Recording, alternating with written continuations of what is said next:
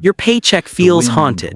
Money comes in, then it disappears, and nobody explains why. You're not lazy, you're not stupid, you're not alone. You work all week, answer emails you don't want to answer, sit in traffic with cold coffee in the cup holder, pay rent, buy groceries, maybe grab dinner because you're too tired to cook, and somehow, by the middle of the month, your bank account already feels thin. So you tell yourself the same story millions of Americans tell themselves. When I make more, I'll finally breathe. But then the raise comes, the better job comes, the side hustle money comes. And somehow the pressure moves into the bigger apartment with you. That is the trap. The problem is not that you don't earn enough to begin changing your life. The problem is that your money enters a life with no instructions.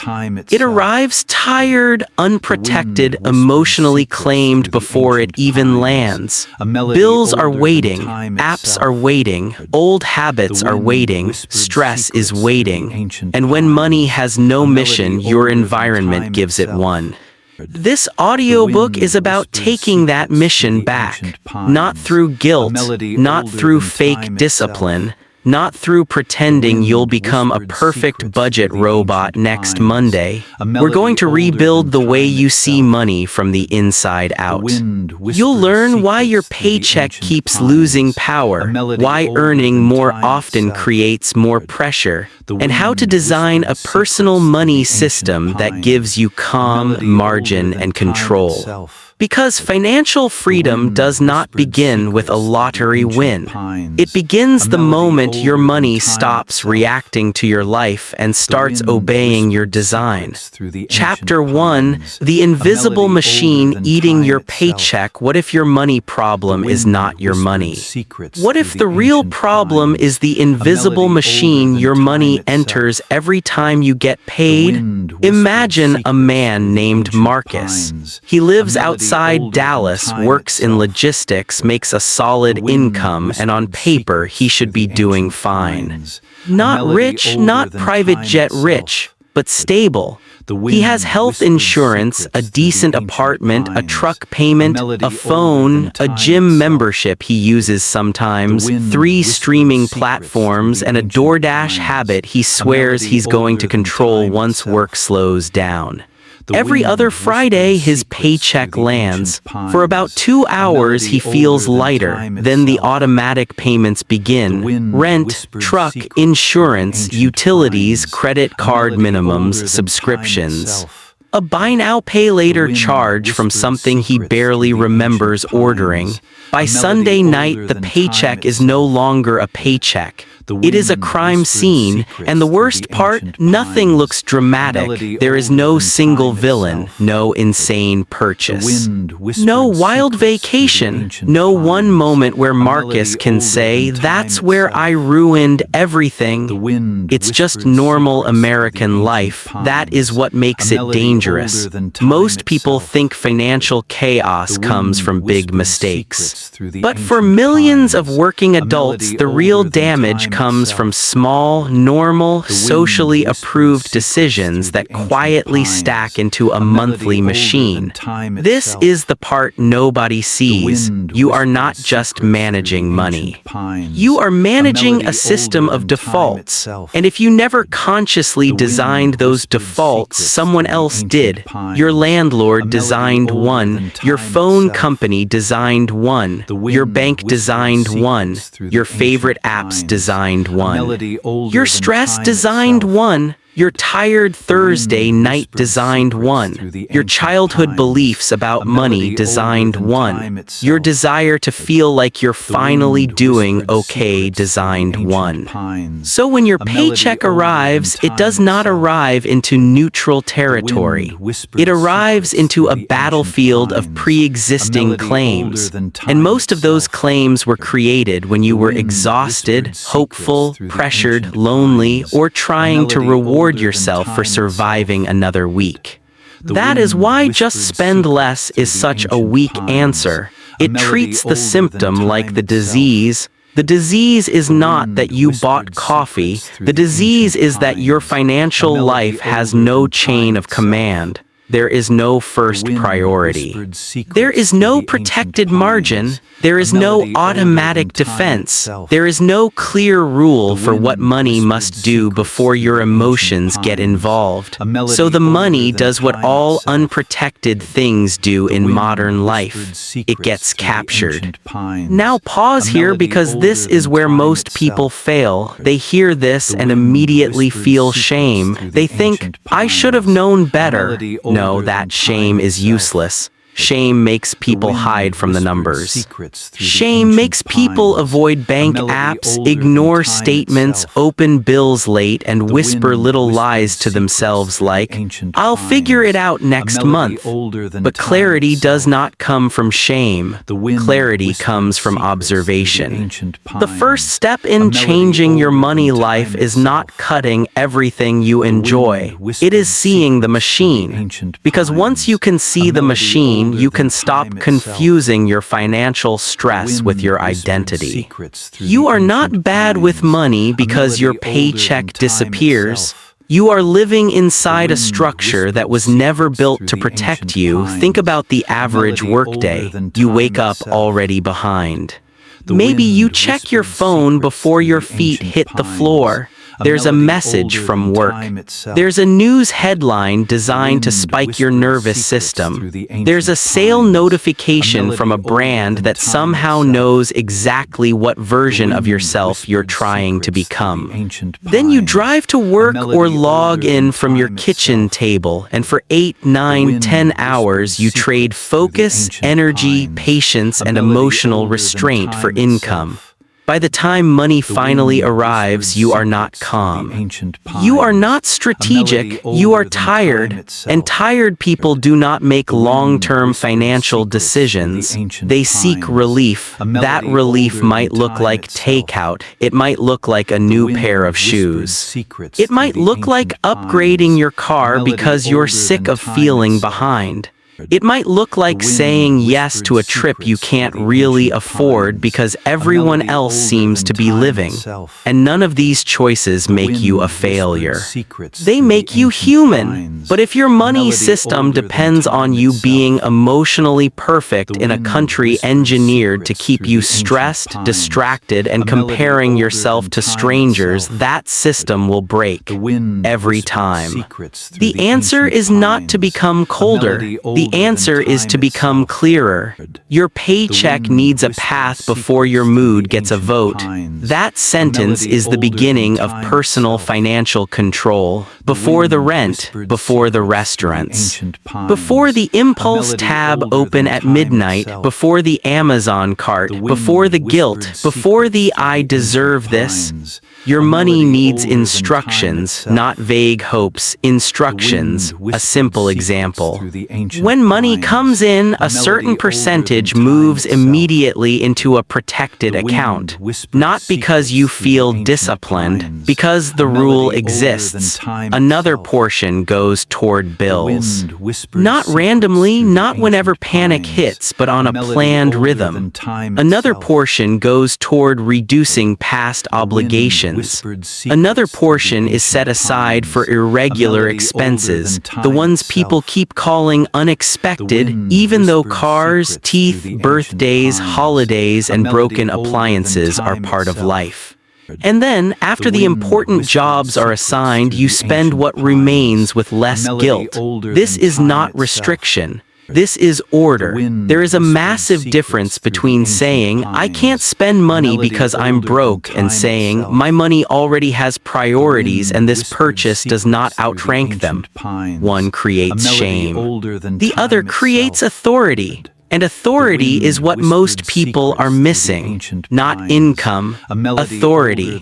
A person making $45,000 with authority over their money can become more stable than someone making $120,000 with no system.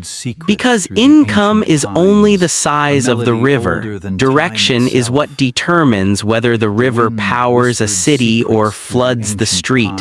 But this is where most people people fail. They try to fix everything at once. They download a budgeting app, create 15 categories, cancel half their life, swear off restaurants, promise to wake up at 5 a.m., start investing, start tracking, start meal prepping, start reading finance books, and by Thursday they're exhausted.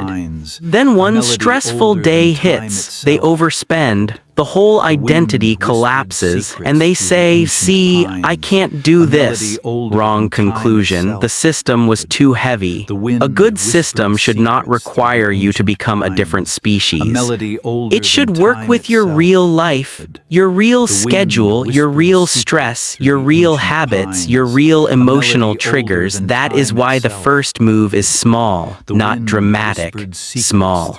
For the next 7 days, do not try to fix your entire financial life. Just watch where the money goes. Every charge, every bill, every little swipe, every automatic payment, every convenience purchase. No judgment, no punishment. No pretending, just observation. Because the moment you observe your money honestly, the invisible machine becomes visible. You may notice that your small subscriptions are not small together. You may notice that your grocery spending is reasonable, but your tired night food spending is quietly draining you. You may notice that your car payment is not just transportation, it is pressure with wheels. You may notice that you are spending money to soothe stress caused by the job you need to keep paying for the lifestyle that keeps you stressed. That realization can sting. But it is also the doorway, because now the enemy has a shape. And when the enemy has a shape, strategy becomes possible. Here is the truth that will guide everything after this chapter. You do not need to hate money to master it. You do not need to worship money either. You need to direct it. Money should not be the loudest voice in your life. It should be a trained tool in the background, quietly supporting the person you are becoming. That begins by refusing to let your paycheck enter chaos unprotected. So tonight or tomorrow morning, open your bank app, not to panic, not to shame yourself. Open it like a detective. Look at the last 30 days and ask one question. What system is my money currently obeying? Because it is obeying something. Stress, convenience, debt, lifestyle pressure, old beliefs, social comparison, avoidance, or design. And from this point forward, the goal is simple. Move your money out of reaction and into design. If this first chapter already made you see your paycheck differently, save this audiobook and stay with it. The next chapter goes deeper into the most seductive financial lie in America. The belief that a bigger income automatically creates a better life. Chapter 2, The Raise That Didn't Save You. Why does making more money sometimes make life feel heavier? That question sounds almost offensive at first. Because when you're under pressure, more income feels like the obvious answer. More money means more breathing room, more safety, more options, more peace. At least that's what everyone assumes, but then something strange happens. You get the raise. You land the better job, you pick up extra hours. You start earning more than you used to earn, and for a few weeks, maybe even a few months, it feels like the pressure is finally loosening its grip. Then slowly, quietly, almost politely, the pressure comes back.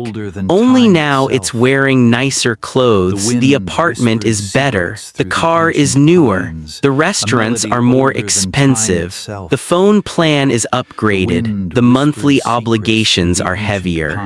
And somehow, the version of you who makes more money now feels just as trapped as the version of you who made less. That is one of the most painful financial experiences in modern American life. Not poverty, not luxury, but earning more and still feeling stuck, because that creates a deeper kind of frustration. When you were making less, you had hope. You could say, once I get ahead, this will change. But when you finally get ahead and the stress follows you, hope starts to crack. You begin wondering, what is wrong with me? Nothing is wrong with you. The problem is that your income increased, but your system did not. And when income rises without structure, your lifestyle usually rises first. Not because you're foolish. Because your brain is trying to convert effort into visible proof. You worked harder, so you want your life to feel better. You sacrificed, so you want some evidence that the sacrifice meant something. You spent years feeling behind, so when a little extra money appears, part of you wants to finally feel like a person who is not struggling. That desire is human, but it can become dangerous when every upgrade becomes permanent. This is the part nobody sees. A raise is temporary until you protect it. The moment you turn it into a higher rent payment, a bigger car payment, a more expensive routine, or a lifestyle that now requires the raise to survive, the raise stops being freedom. It becomes fuel for a larger cage. Think about a woman named Emily in Denver. She worked in healthcare administration, spent years underpaid, and finally moved into a management role. Her salary jumped by almost $20,000. At first, she felt powerful.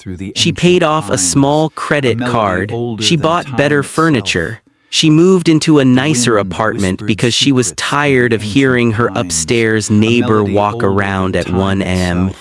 She joined a boutique fitness studio. She started buying healthier groceries.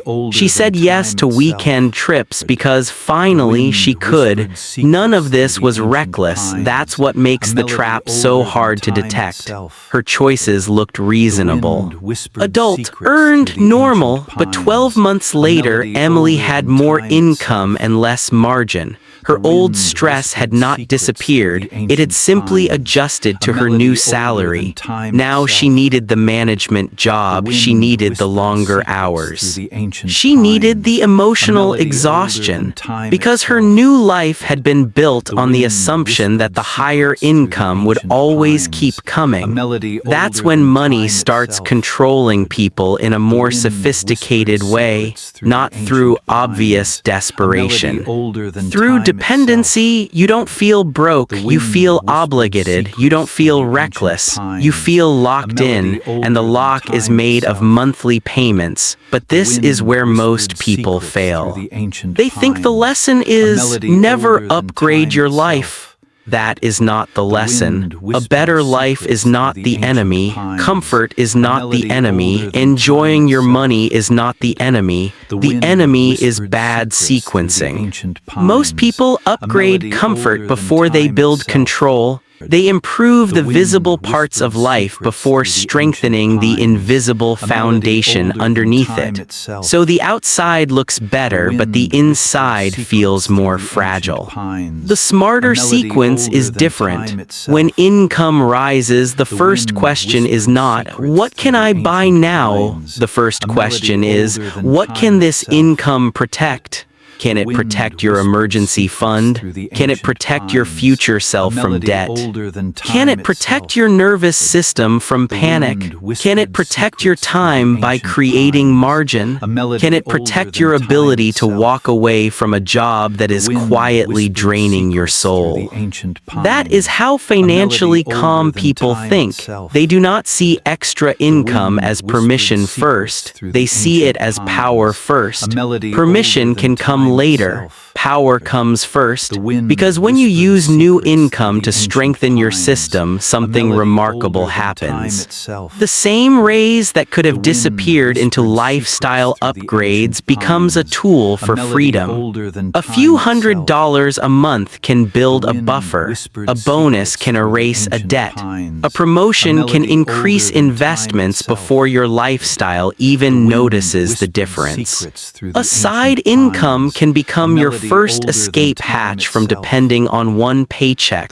But if you don't decide in advance, your environment will decide for you. And your environment is very good at absorbing extra money. There will always be a nicer apartment, a better car, a cleaner gym, a more impressive vacation, a more convenient service, a more upgraded version of the life you already have.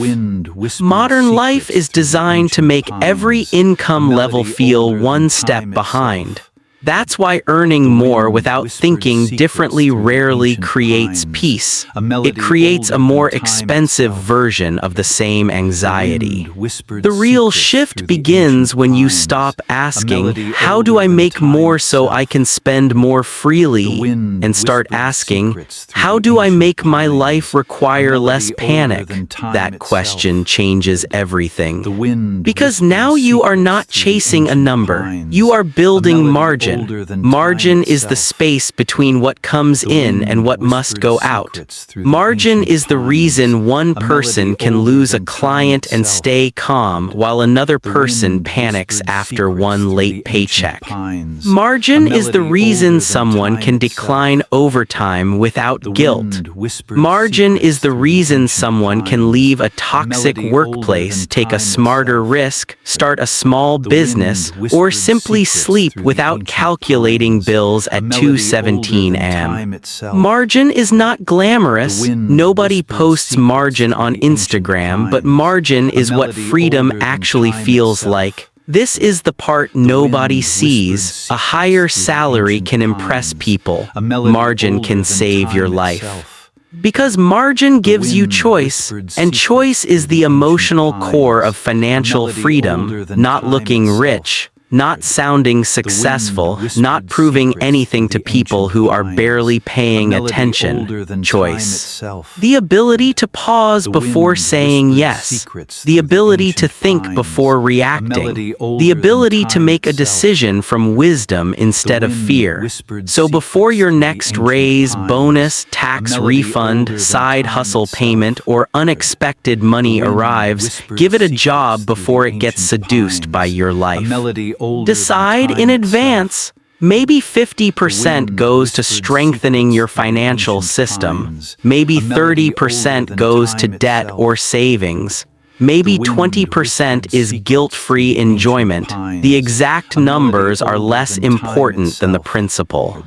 New money must meet an old plan because money without a plan becomes emotion, and emotion is expensive. This does not mean you never enjoy the upgrade. It means you earn the upgrade twice, first through your labor, then through your structure. That second earning is the one most people skip. They earn the money, but they never earn the stability that should come with it. So their income rises, but their peace stays poor. From this moment forward, remember this. A raise does not change your life. A raise reveals your system. If your system is reactive, more money will create more reaction. If your system is intentional, more money will create more freedom. The money is not the miracle, the design is. And once you understand that, you stop waiting for a bigger paycheck to rescue you. You start building the kind of financial structure that can actually hold the life you say you want. Chapter 3, you cannot fix what you refuse to look at. What if the numbers are not your enemy? What if the thing you've been avoiding is actually the doorway out? Most people do not avoid their bank account because they are careless. They avoid it because it tells the truth too quickly. One login can change your whole mood. One balance can tighten your chest. One credit card statement can make you feel like you're back at zero again, even after weeks of working, trying, pushing, and promising yourself this month would be different. So people look away, they estimate, they guess, they say, "I'm probably okay." They wait until payday. They wait until the next bill hits. They wait until the anxiety gets loud enough to force them into checking. And by then, checking does not feel like leadership. It feels like punishment. That is the emotional trap. When your money life has been stressful for long enough, visibility starts to feel dangerous. But without visibility, you do not have control. You only have hope, and hope is not a financial system. Picture a man named Ryan in Ohio. He works in IT support, makes decent money, and has the kind of life that looks stable from the outside. He pays his bills, helps his parents sometimes, grabs drinks with friends on Friday, and tells himself he's not great with money, but not terrible either. But Ryan has one habit that quietly controls him. He does not check his accounts until he absolutely has to, not because he doesn't care, because every time he looks he feels accused. So he lives in a fog. He knows rent is coming.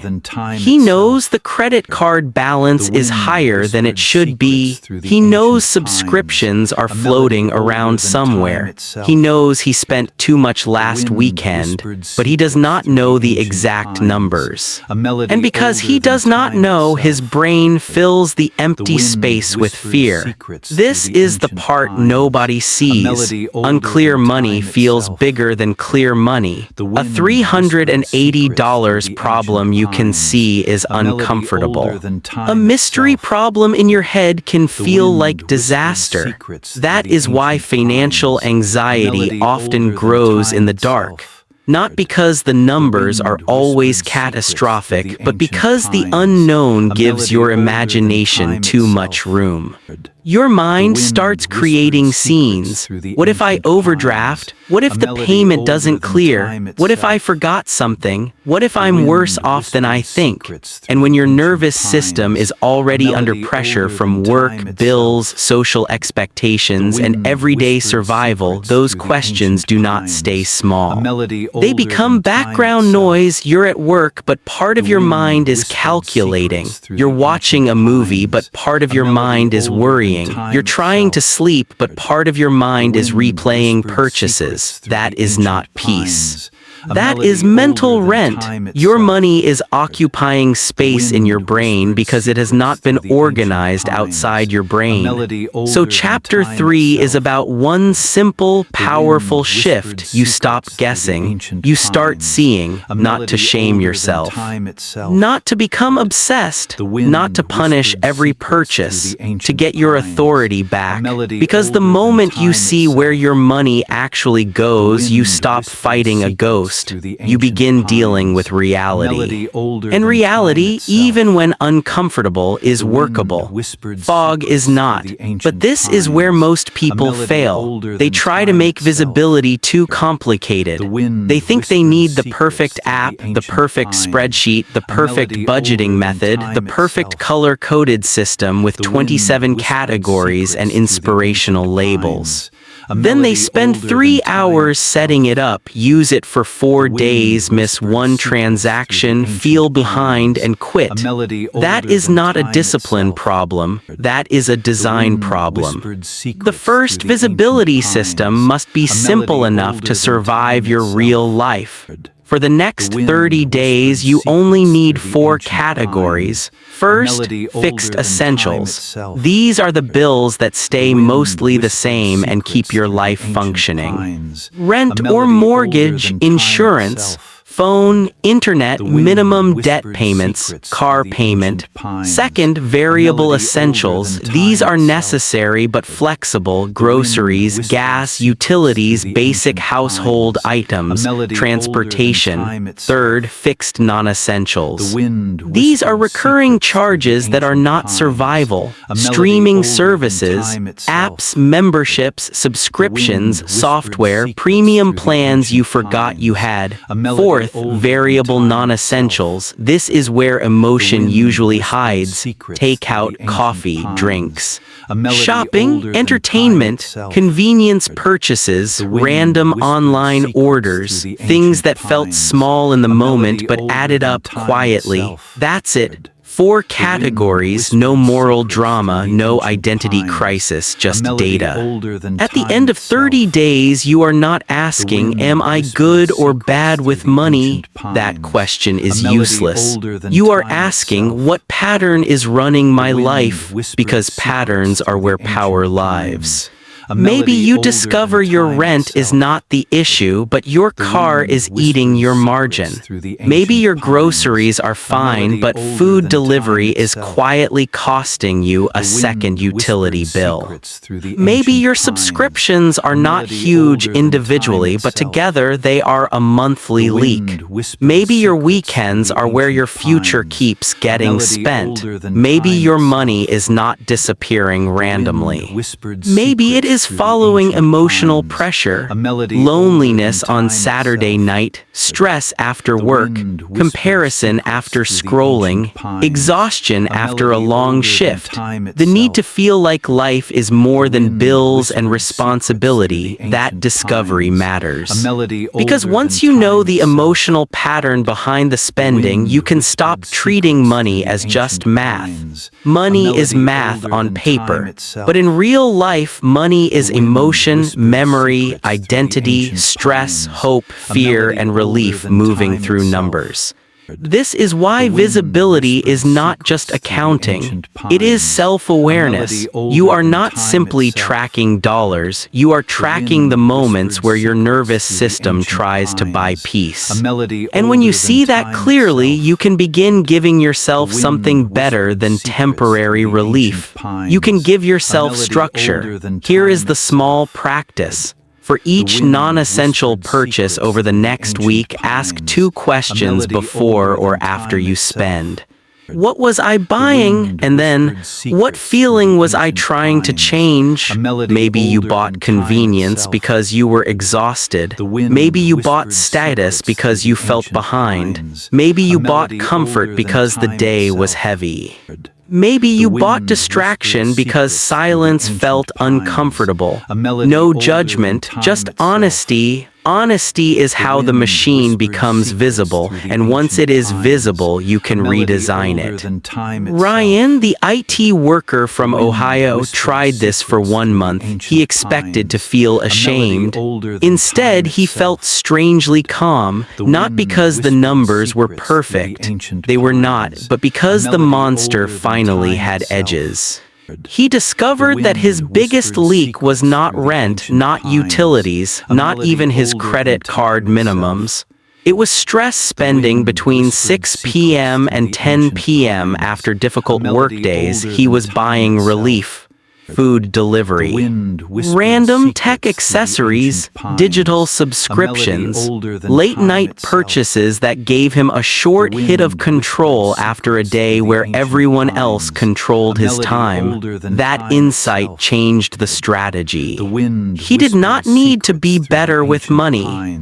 He needed a plan for the most emotionally expensive 4 hours of his day. So he created one, easy dinners at home, a weekly guilt-free spending amount. A rule that online purchases waited 24 hours, and an automatic transfer on payday before stress could touch the money. Nothing magical, nothing extreme, but within 2 months he felt something he had not felt in years.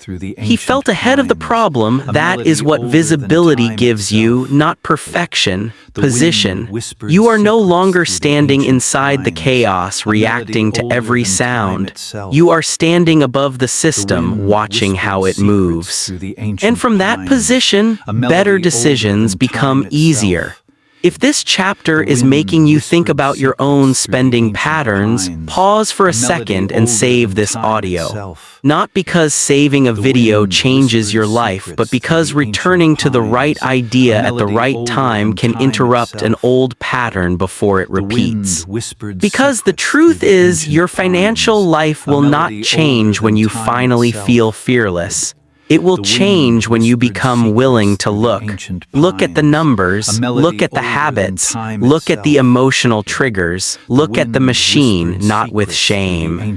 With authority, the next chapter will show you how to give every dollar a job before your life, your stress, and your impulses spend it for you. Chapter 4, give your money orders before life does. Who gets to decide where your paycheck goes first? You or everything waiting for you, because the truth is your paycheck is never neutral. The second it lands, it walks into a room full of hands. Rent has a handout, debt has a handout, your phone bill has a handout. Your tired brain has a handout, your social life has a handout. Your future has a handout too, but your future is usually quiet. It does not send push notifications. It does not make you feel embarrassed. It does not threaten a late fee. It does not whisper, "You deserve this," after a long day. So unless you intentionally protect your future first, your future gets whatever is left, and for most people there is nothing left. That is not because they are weak. It is because leftover money is a fantasy. Money without instruction gets absorbed by life. Fast, quietly, completely. Think about a woman named Jasmine in Atlanta. She works in customer support for a tech company. She is not reckless. She is not careless. She is actually the responsible one in her family. She pays bills on time. She helps her younger brother sometimes. She tries to save. She really does. Every payday she tells herself, "This time I'll put something away at the end of the month." And every month the same thing happens. The first week feels okay. The second week gets tight. The third week becomes mental math. The fourth week becomes survival mode. Then payday arrives and the cycle resets. Jasmine keeps thinking her problem is discipline, but her real problem is timing. She is trying to save after life has already voted. That is where most people lose. They let the month happen first. Then they ask their future to live on the scraps. But your future cannot be funded by leftovers. Your future must be placed first in line, not because you are greedy. Not because you are selfish. Because if you do not assign money before pressure arrives, pressure will assign it for you. This is the part nobody sees. Your financial life is mostly decided before you feel like you are making decisions. By the time you are tired on Wednesday night, the battle has already been shaped. By the time your friend invites you out, the battle has already been shaped. By the time an ad hits you at the perfect emotional angle, the battle has already been shaped. If your money is sitting in one account with no clear assignments, every purchase feels like a negotiation. Can I afford this? Is this okay? Will I regret it? Maybe I'll make it up later. Maybe next paycheck. That kind of constant negotiation drains you. It turns ordinary spending into emotional noise. It makes you feel guilty for small pleasures and strangely powerless against bigger habits. The solution is not to negotiate better. The solution is to reduce how often you have to negotiate. Your money needs orders before your mood enters the room. Here is the simple shift. On payday, before you spend, before you browse, before you emotionally exhale, your money gets divided. Not perfectly, not dramatically. Clearly, a portion goes to bills, a portion goes to savings, a portion goes to debt. A portion goes to irregular expenses. A portion becomes spending money. And once those jobs are assigned, you are no longer looking at one big number and guessing what it means. You are looking at rolls. This money protects the roof. This money protects future me. This money cleans up past decisions. This money handles surprises. This money can be enjoyed. That is a completely different relationship with money, because one undivided account creates illusion. It makes you feel richer than you are right after payday and poorer than you expected near the end of the month. A divided system creates truth. It tells you what is actually available, not what appears available, what is available. But this is where most people fail. They make the system too extreme. They say, I'm going to save half my income, stop eating out, cancel everything, never buy anything unnecessary, and become a new person overnight. That sounds powerful for about 2 days. Then real life shows up, a hard shift, a birthday, a flat tire, a lonely night, a stressful text, a grocery bill that somehow looks personally offensive, and the perfect system breaks. When it breaks, they do not adjust it, they abandon it. So let's avoid that trap. Your first allocation system should be realistic enough to repeat. If you can only save 5%, save 5. If your first buffer transfer is $20, transfer 20. If your debt payment can only be slightly above the minimum, start there. The number matters, but the habit of direction matters more at the beginning, because you are training your life to understand something new. Money does not arrive and wait for chaos. Money arrives and receives commands. That one identity shift is powerful. You stop being the person who tries to save. You become the person whose savings moves first. You stop being the person who hopes bills work out. You become the person who separates bill money before the month gets noisy. You stop being the person who feels bad about spending. You become the person who spends from a category designed for spending. That last part matters. A good money system does not remove joy. It protects joy from guilt. When every dollar is mixed together, even a small purchase can feel suspicious. You buy lunch and wonder if you just damaged your future. You go out with friends and feel a little panic underneath the laughter. You order something you wanted and immediately start calculating. That is not financial maturity. That is financial fog. In a clear system, guilt-free spending has a place, not unlimited, not impulsive, but real, because the goal is not to create a life where money is never enjoyed. The goal is to create a life where enjoyment does not sabotage stability. There is a difference. Jasmine started with 3 accounts. One for bills, one for savings and emergencies, one for spending. On payday, she moved money immediately. At first, it felt almost too simple. Part of her wanted a more impressive system because simple did not feel serious enough. But after 2 months, something changed. She stopped checking her balance with fear. When she looked at her spending account, she knew that money was actually available to spend. When she looked at her bill account, she knew rent and utilities were protected. When she looked at savings, even though the amount was small, she felt something unfamiliar. Evidence that she could keep a promise to herself. Evidence that money did not have to disappear. Evidence that her future did not have to beg for leftovers. This is the part nobody sees. Financial confidence is not built from one huge breakthrough. It is built from repeated proof. Every payday you assign money before life touches it, you create proof. Every automatic transfer that runs, you create proof. Every bill paid from money already set aside, you create proof. Every week you spend from a clear limit instead of a vague feeling, you create proof. And over time, proof becomes identity. You stop saying, I'm bad with money. You start saying, I have a system. That sentence may not sound dramatic, but it changes the way you carry yourself. Because a person with a system does not need to panic every time life gets expensive. They adjust, they review, they redirect, they stay in command. So here is your assignment from this chapter.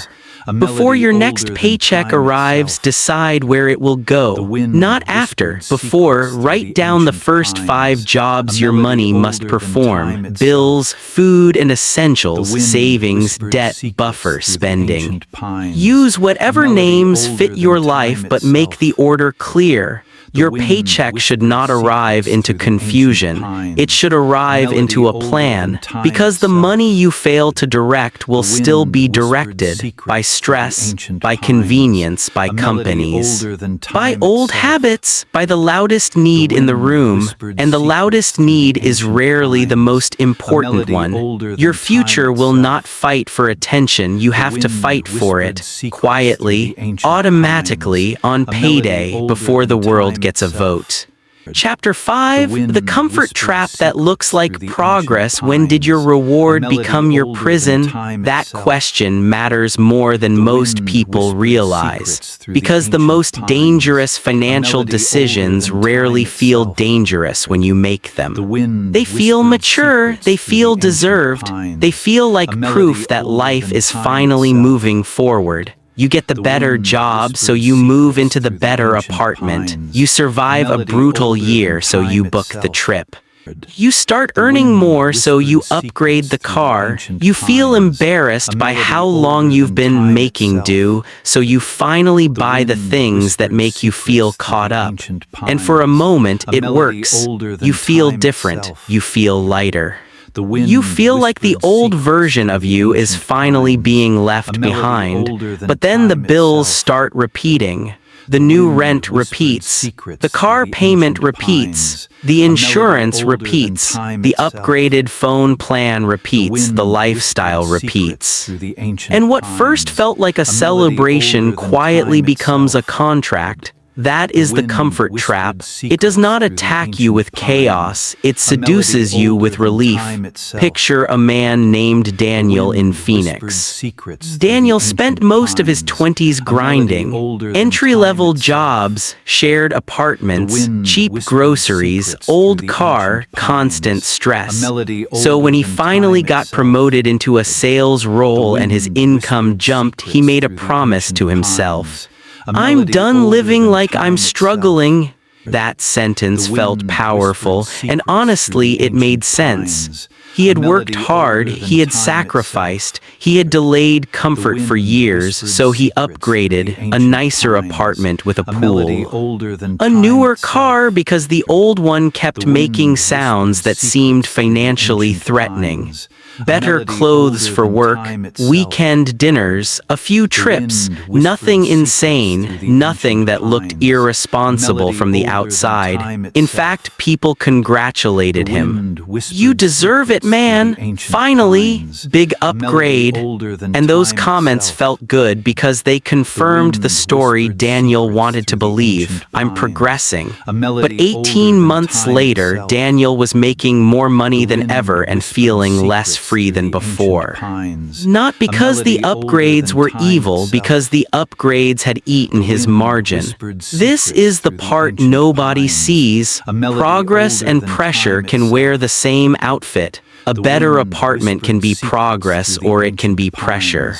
A newer car can be useful, or it can be a chain. A lifestyle upgrade can be healthy, or it can become a monthly demand that forces you to keep performing even when your body, mind, and spirit are asking for a pause. That is why comfort has to be handled carefully. Comfort is not bad, but comfort purchased too early can become expensive anxiety. Most people do not lose financial control because they buy one ridiculous thing.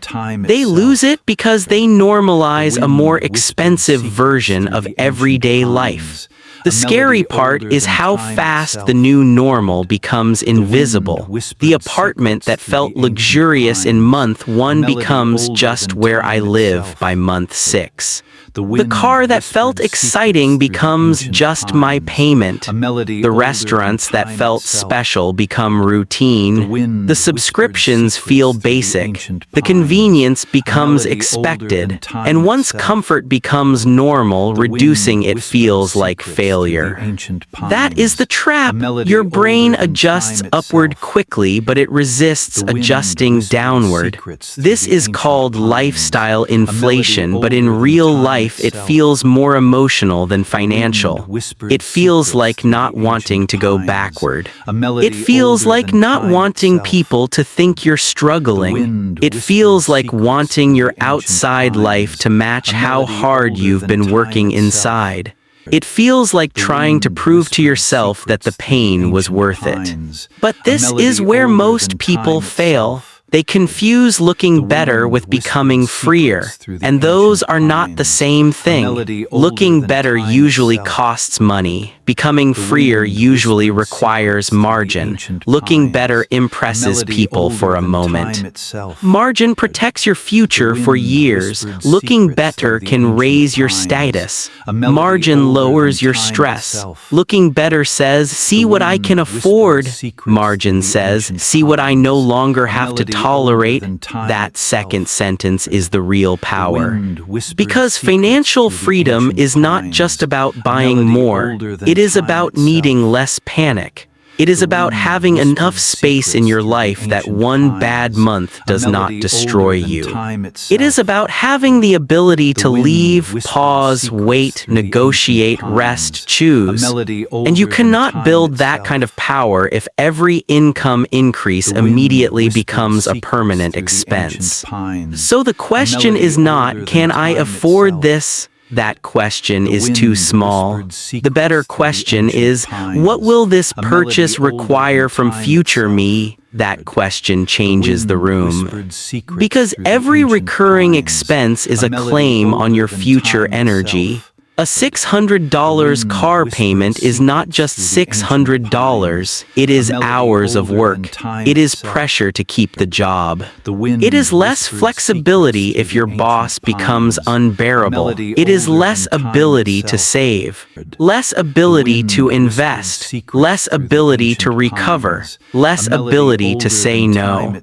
And when you look at it that way, you begin to understand something deeply important. Some things are affordable financially but expensive psychologically. You can make the payment and still lose peace. You can qualify for the apartment and still shrink your freedom. You can get approved for the car and still handcuff yourself to a higher level of stress. That is not wealth. That is decorated dependency. Daniel eventually realized this when his company changed commission rules. His income dropped for 3 months, not to zero, just lower than expected. But because his life had been built around the upgraded income, those 3 months felt like a personal emergency. He couldn't breathe. He couldn't think clearly. He started checking his account every morning before work, and that number decided his mood for the day. The same upgrades that once made him feel successful now made him feel trapped. This is the part nobody sees. A lifestyle that depends on perfect income is not a lifestyle. It is a performance, and performances are exhausting. You have to keep earning, keep showing up, keep smiling, keep saying yes.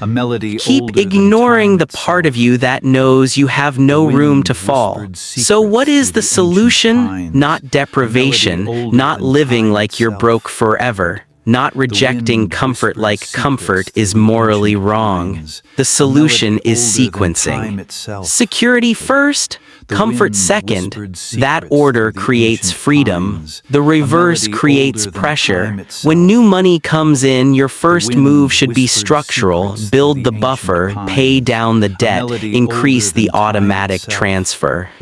Reduce the monthly obligation, invest in the skill, protect the margin, then after the system is stronger, upgrade the lifestyle. This way, comfort becomes something your freedom can support, not something your anxiety has to finance.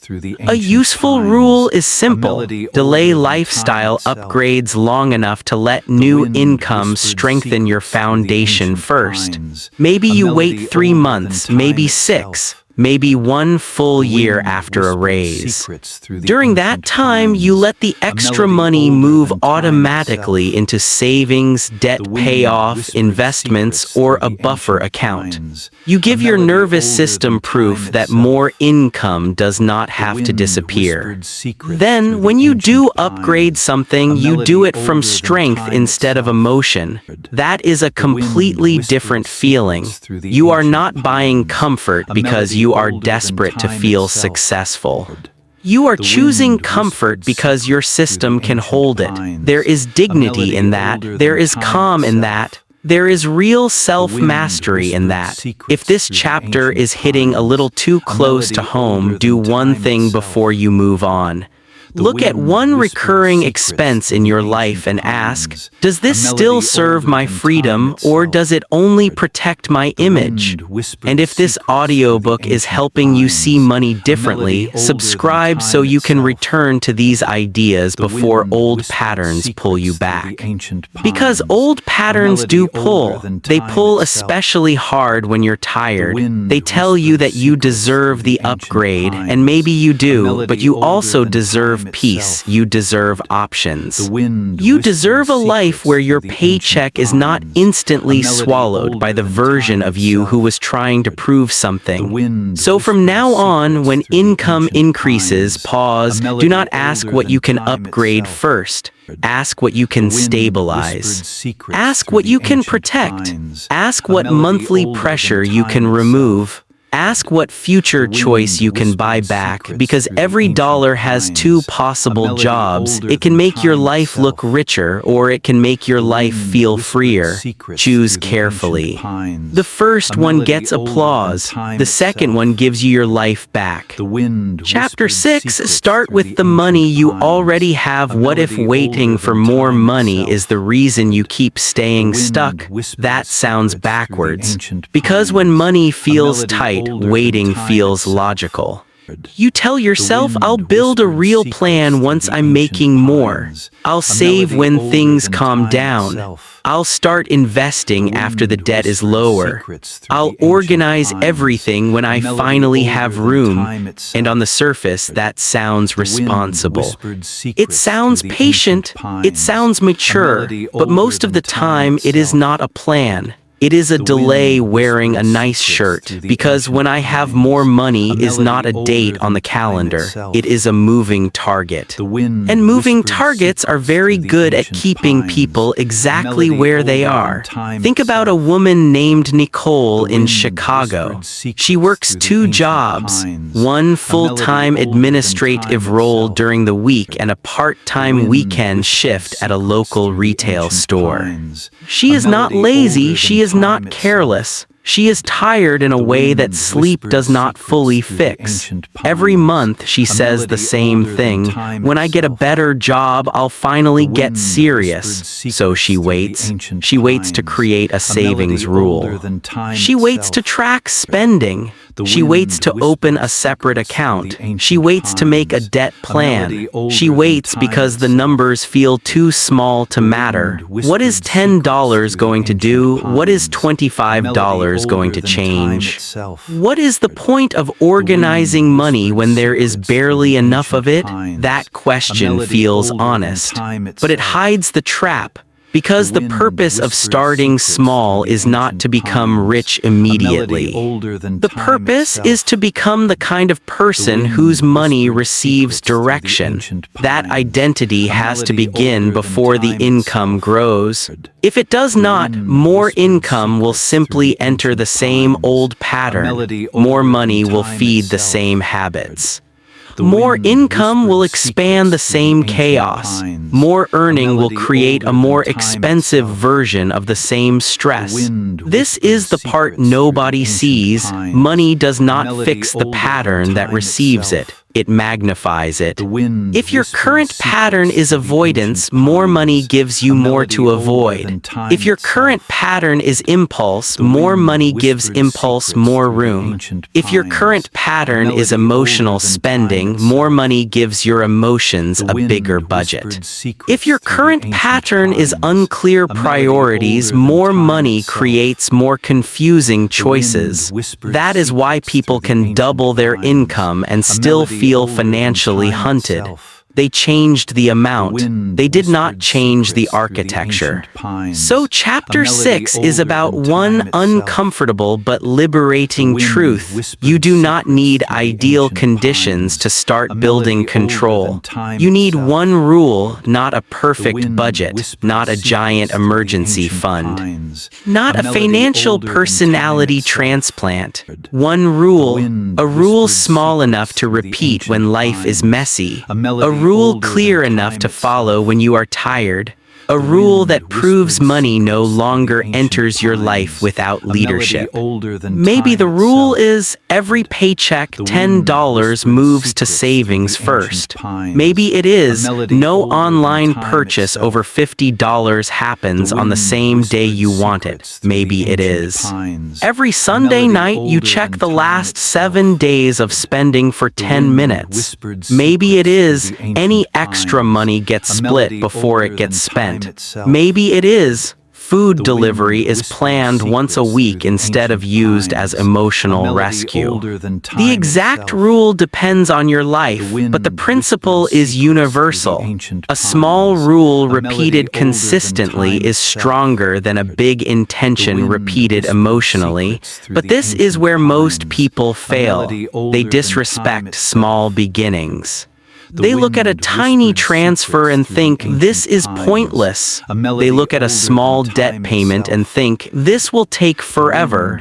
They look at one tracked week and think, this isn't enough. So they quit before the behavior has time to become identity.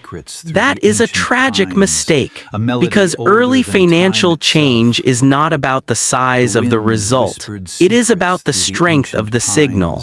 When Nicole moved only $15 into a savings account on payday, her life did not transform overnight. Her debt did not vanish. Her stress did not evaporate. Her bank account did not suddenly become impressive, but something quiet happened. She proved that even in a tight month, her future could receive something first. That small act interrupted an old story. The old story said, there is never enough. The new evidence said, even now I can direct something. That matters, because confidence is not built by waiting until the numbers are large. Confidence is built by keeping promises while the numbers are small. A person who cannot direct $15 will not magically direct 1,500. A person who cannot create order with a little will often create confusion with a lot. Not because they are bad, because the habit was never trained. Money habits are like muscles. You do not start by lifting the heaviest weight in the gym. You start with what you can lift repeatedly without destroying yourself. Then repetition builds capacity. Capacity builds trust. Trust builds identity. And identity changes behavior even when motivation disappears. This is the part nobody sees. The first dollar you control is more important than the 100th dollar you earn. Because control compounds. Once you prove you can guide a small amount, guiding a larger amount becomes less mysterious. You are no longer waiting for life to become easy before you act. You are acting in a way that makes life easier over time. That is the difference between delay and design. Delay says, I'll begin when I feel safe. Design says, beginning is how I create safety. Most people want the feeling first. They want to feel confident before they start. They want to feel financially stable before they create structure. They want to feel disciplined before they build the rule, but feelings usually follow evidence, not the other way around. You feel confident after you keep a promise. You feel stable after the system runs for a while. You feel disciplined after your environment stops requiring heroic effort every day. So do not wait for the feeling. Create the evidence. Start embarrassingly small if you have to. $5, 10 minutes. One category, one transfer. One bill reviewed before it surprises you. One subscription canceled because it no longer serves your life. One night where you cook at home not because you hate joy but because you are buying back margin. These actions may look ordinary, but ordinary actions repeated at the right moments become life-changing. And the right moment is usually not when you feel inspired. It is when the old pattern expects you to do nothing. That is where change becomes real. Nicole's first rule was simple. Every payday, $15 moved automatically to a separate savings account. She almost laughed at it. $15 felt too small to respect, but she kept it. Then, after a month, she added a second rule. Before buying anything online over $40, she waited 24 hours. That one rule shocked her, not because it saved huge money instantly, but because she realized how many purchases were not needs.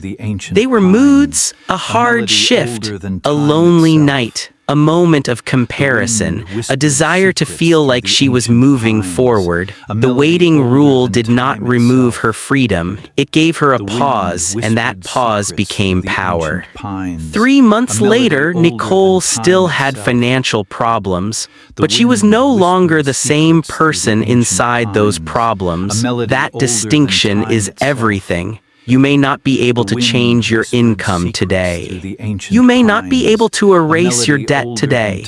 You may not be able to fix rent, inflation, medical bills, family obligations, or the cost of living today. But you can change the way money moves through your hands today. You can create one rule. You can protect one small amount. You can observe one pattern. You can interrupt one impulse. You can stop telling yourself that transformation only counts when it looks dramatic. Because most real transformation begins quietly. No applause, no announcement, no perfect conditions. Just one decision made in a normal week by a tired person who finally says, "Even now I can build." That sentence is powerful. Even now I can build, not when the paycheck doubles, not when the debt disappears, not when life becomes calm, not when you become a flawless version of yourself, now with what you have. From where you are, because the system you build with small money is the system that will protect big money later. And if you wait until big money arrives to start building, the old machine will already be waiting at the door. So start before you feel ready. Start before it feels impressive. Start before anyone would understand why it matters. One rule, one repeated action, one protected dollar, one visible pattern, one small promise kept. That is how control begins, not with more money, with a better command over the money already passing through your life. Chapter 7, Saving is the wall, cash flow is the engine. What if saving money is not the finish line? What if it is only the first wall? Most people who finally get serious about money begin with the same goal: I need to save more. And that is a good goal, a necessary goal, a powerful goal. Because when you have no savings, life feels like it has permission to attack you at any time. One car repair, one medical bill, one slow week at work, one rent increase, one family emergency. And suddenly, you are not making decisions anymore, you are reacting. So yes, saving matters. A savings account is a wall between you and chaos, but here is the truth most people learn too late. A wall can protect you from falling backward, but it cannot carry you forward. That is why some people save for years and still feel trapped. They have a little cushion. They are not as panicked as before. They can survive small emergencies. But they still need the paycheck, they still need the job, they still need every month to go almost perfectly. They still feel that invisible leash around their choices, because saving protects your present, cash flow changes your future. Think about a man named Anthony in North Carolina. Anthony did what everyone told him to do. He built an emergency fund. He cut back on restaurants. He paid bills on time. He kept money in a savings account and felt proud every time the number grew, and he should have felt proud. That was real progress. But after a while, Anthony noticed something strange. He was safer but not freer. He still felt nervous every time his company announced organizational changes. He still said yes to overtime he did not want. He still felt stuck in a job that made him tired before the day even started. He still calculated every major decision around one question: what happens if the paycheck stops? That question revealed the next level. Saving had built the wall, but Anthony had not built the engine. This is the part nobody sees. Security and freedom are not the same thing. Security means you can survive a hit. Freedom means your life is not completely dependent on one source of money. Security says, if something goes wrong, I have a cushion. Freedom says, even if one stream slows down, money is still moving. That difference is huge. And it is the difference between living protected and living powered. Now, be careful here. When people hear cash flow, they often imagine something huge. Rental properties, businesses, dividend portfolios, digital products.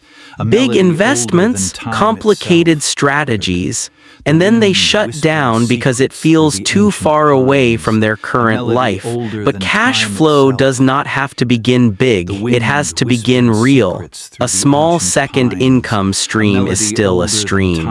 A small automatic investment is still a system.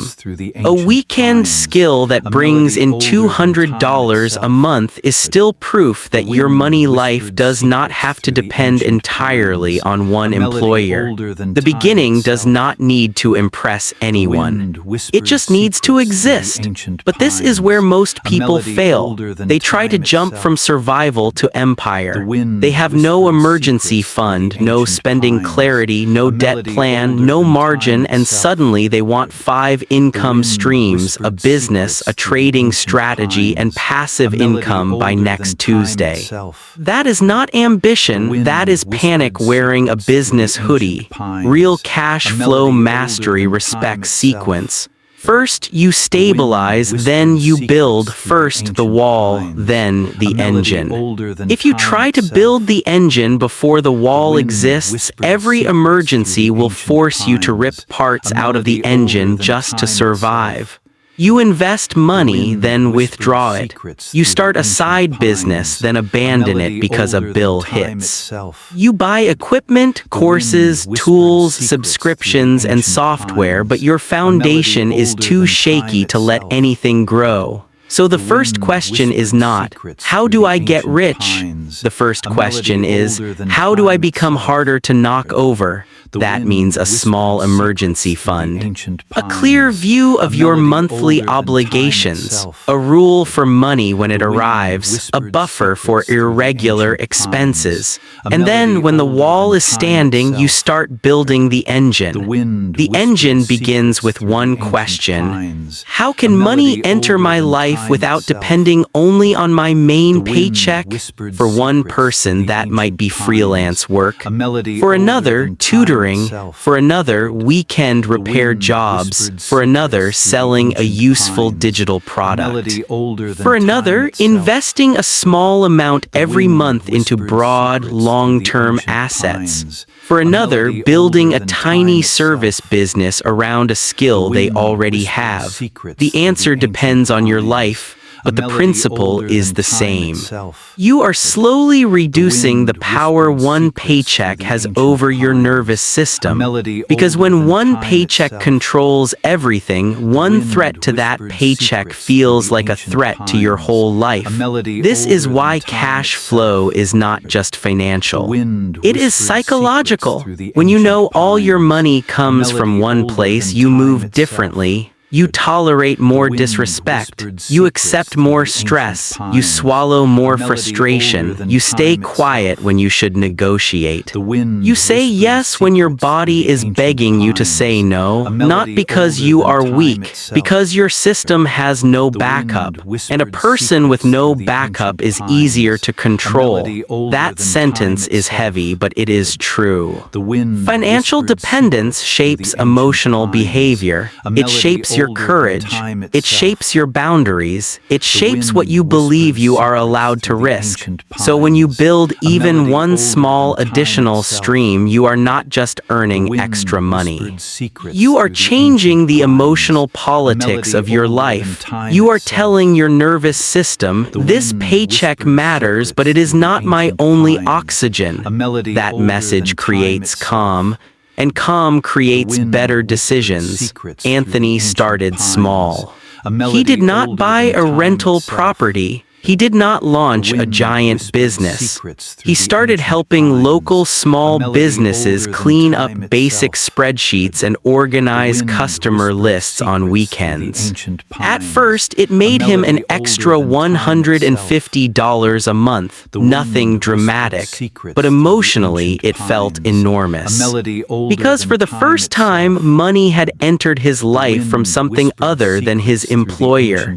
That small stream changed how he saw himself. He was not just an employee waiting for permission. He was someone who could create value in the market. Someone who could build, someone who had options, and options are oxygen. This is the part nobody sees. The first cash flow stream is not valuable only because of the money.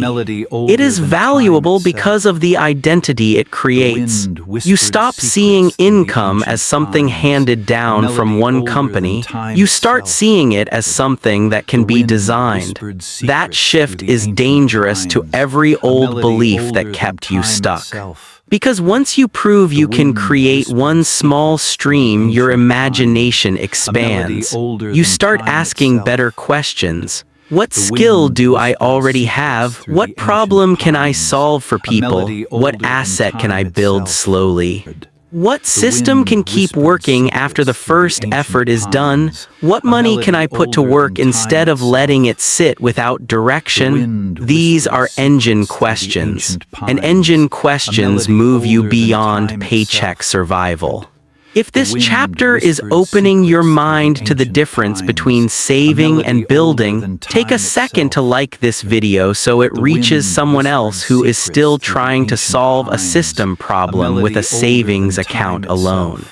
Because a savings account matters, but it is not the whole game. Your emergency fund is the wall, your cash flow is the engine. The wall keeps chaos from breaking in. The engine carries you toward choice. And the goal is not to become obsessed with money. The goal is to make money less able to control you. So build the wall, respect the wall, protect the wall, but do not spend your whole life standing behind it. Once you have even a little stability, begin the engine. One small stream, one automatic investment. one skill converted into value, one weekend experiment, one system that proves your income does not have to come from one place forever. That is how the leash loosens, not all at once, not overnight, but quietly, steadily, one stream at a time, because the paycheck may keep you alive, but the engine is what helps you become free. Chapter 8, Leverage, is how ordinary people break the paycheck cage. What if working harder is not the highest form of progress? That question can feel uncomfortable, because most of us were trained to respect effort. Wake up early. Stay late, take the extra shift. Answer the message. Push through, do more, and to be clear, effort matters. Nobody builds a better life by doing nothing, but there is a point where more effort stops creating more freedom. It only creates more exhaustion. You make more calls, pick up more hours, take on more clients, say yes to more responsibilities, and for a while income rises, but so does fatigue, so does stress. So does the feeling that your whole life is being powered by your personal energy. And personal energy has a limit. That limit is where leverage begins. Leverage is the difference between working for every dollar and building something that keeps helping you after the first effort is done. Not magic, not hype, not some internet fantasy where money rains while you sleep because you bought a course from a guy in a rented Lamborghini. Real leverage is quieter than that. It looks like a skill that raises your hourly value. A system that runs automatically. A small asset that grows over time. A process you build once so you do not have to keep making the same decision every month. Leverage is when one smart action keeps paying rent in your future. Think about a man named Chris in Tennessee. Chris worked in warehouse operations. He was dependable, hardworking, and always available. If someone called out, Chris covered. If a supervisor needed extra help, Chris stayed. For years, this made him look responsible. And in many ways, he was, but his financial life was built on a dangerous equation. More pressure equals more income. If he wanted extra money, he needed extra hours. If he wanted to get ahead, he needed more physical energy. If an emergency hit, he needed to sacrifice rest. His body was the business model, and the body eventually sends invoices. Back pain, bad sleep, irritability. Missed time with his kids, a quiet resentment that showed up every Sunday evening when he realized the week ahead already belonged to everyone else. This is the part nobody sees. Hard work can become a trap when it is the only tool you trust. Because if your only answer to money pressure is, "I'll work more," then every financial problem becomes a demand on your body, your time, and your nervous system. That is not mastery, that is extraction. The goal is not to stop working. The goal is to stop making your life completely dependent on direct effort. This is where leverage changes the story. There are 3 forms of leverage that matter for someone trying to escape paycheck pressure. The first is skill leverage. Skill leverage means becoming more valuable per hour instead of simply giving more hours. A nurse who learns a specialized certification. A designer who learns conversion-focused landing pages. A mechanic who becomes known for one high-value repair. A customer service worker who learns data tools and moves into operations. A teacher who creates tutoring packages. Same human being, different market value. Skill leverage is powerful because it changes the income equation without requiring endless extra time. But this is where most people fail. They chase random skills instead of strategic skills. They see someone making money online and jump into video editing, then coding, then sales, then trading, then real estate, then social media management. And nothing compounds because their attention keeps moving. Skill leverage requires a focused question: what skill connects to my current experience and can increase my value in the next 12 months? Not the flashiest skill, not the trendiest skill, the next useful skill. That is how real people move, step by step, not fantasy leap by fantasy leap. The second form is system leverage. System leverage means removing repeated decisions from your life. This may sound less exciting than building a business, but do not underestimate it. Every repeated decision costs mental energy. Should I save this month? Did I pay that bill? Can I spend this? Should I transfer money? Where did the paycheck go? When your financial life depends on constant manual decisions, you are forcing your tired brain to act like a full-time accountant. And your tired brain already has a job.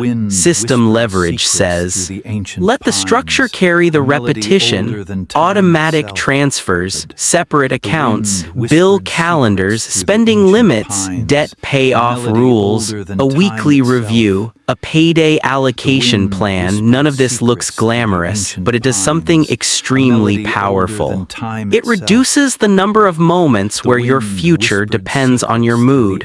This is the part nobody sees. A system is leverage against your weakest days. Anybody can make a good decision when they feel motivated, well-rested, and inspired. The real question is, what happens when you are stressed? What happens when work was brutal? What happens when your confidence is low? What happens when loneliness starts shopping? What happens when the old version of you wants to take the wheel? A good system protects you in those moments. It does not make you perfect. It makes failure less convenient. And sometimes that is enough to change a life.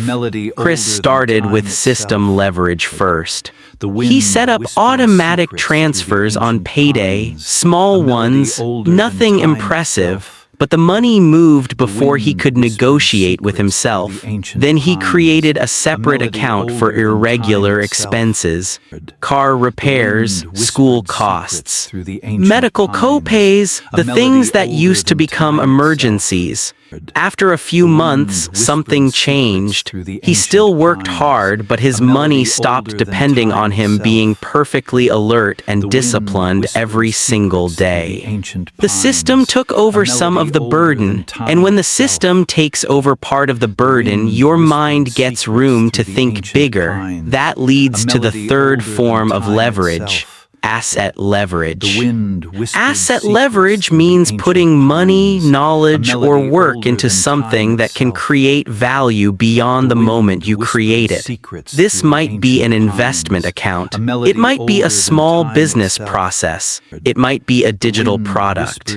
It might be a rental room. It might be content. It might be equipment that helps you earn more. It might be a professional network that brings opportunities long after the first conversation. The point is not that every asset is passive. Most things people call passive income are not passive at the beginning. They require learning, setup, maintenance, mistakes, patience. But the deeper idea is this: you are trying to build things that do not reset to zero every morning. A paycheck resets, you work, you get paid, then you must work again. That is not bad, but if your entire life is built on that pattern, you are always one pause away from panic. Assets create continuity. They allow some of yesterday's effort to keep working today. That continuity is the beginning of real financial strength. But this is where most people fail. They want asset leverage before they have stability. They throw money into risky plays because they are tired of being patient. They buy tools for businesses they have not validated. They invest emotionally because they are desperate to escape. They confuse speed with strategy. And desperation is a terrible financial advisor. Leverage must be built from calm, not panic. Start with skill leverage if income is too tight. Start with system leverage if money keeps disappearing. Start with asset leverage once you have margin to let things grow without needing immediate rescue. Sequence matters. The right thing at the wrong time can still damage you. A business can be powerful, but not if it causes you to ignore basic bills. Investing can be powerful, but not if you are investing money you will need next month. A course can be useful, but not if you are collecting information to avoid taking one real step. Leverage is not about looking advanced. It is about making your effort stretch further. That is the whole game. Chris eventually used all three. He learned basic inventory software and became the person at work who could solve problems supervisors hated dealing with. That was skill leverage. He automated his savings, bills, and buffer account. That was system leverage. Then he began doing weekend setup work for small local businesses that needed help organizing stockrooms and tracking supplies. At first, it was just extra money. Then he created a simple checklist, a repeatable process, and a referral system. That was asset leverage beginning to form, not a giant empire, not overnight freedom, but a different relationship with effort. His money life was no longer only work more, earn more, collapse harder. It was becoming designed. That is what you are building to, not a fantasy where effort disappears. A life where effort compounds, where the work you do today makes tomorrow slightly less dependent on brute force, where your skills increase your value, your systems protect your decisions, your assets carry some weight, and your paycheck becomes one part of your financial life instead of the entire oxygen supply. Because working hard is honorable, but working hard with no leverage is a treadmill. And you were not born just to run faster on a machine someone else controls. You were built to design, to direct, to create structure, to make your effort mean more than survival. So ask yourself, where do I need leverage first? A skill that raises my value, a system that protects my money, an asset that keeps working after I stop. Do not choose all three today. Choose the first one, the one that would reduce the most pressure in your current life. Because freedom does not begin when you stop working. Freedom begins when your work finally starts building something that can hold you. Chapter 9, Your bank account is training your nervous system. Why does money stress feel physical? Why does one low balance make your chest tighten? Why can a bill you expected still feel like an attack? Because your brain does not treat financial uncertainty like a spreadsheet. It treats it like danger. Your body may be sitting in an apartment in Houston, staring at a banking app on a cracked phone screen, but your nervous system is reacting like something is chasing you. Heart rate shifts. Breathing gets shallow, your focus narrows. Your patience disappears. Long-term thinking goes offline. And suddenly, the version of you who had a plan on Monday becomes the version of you avoiding everything by Thursday night. This is why money problems are never just money problems.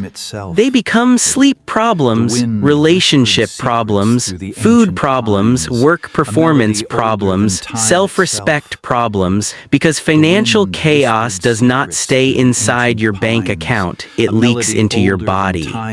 Think about a woman named Tara in New Jersey. Tara works in billing for a medical office. She is organized at work, sharp, reliable, the kind of person other people depend on to catch mistakes, but with her own money she freezes.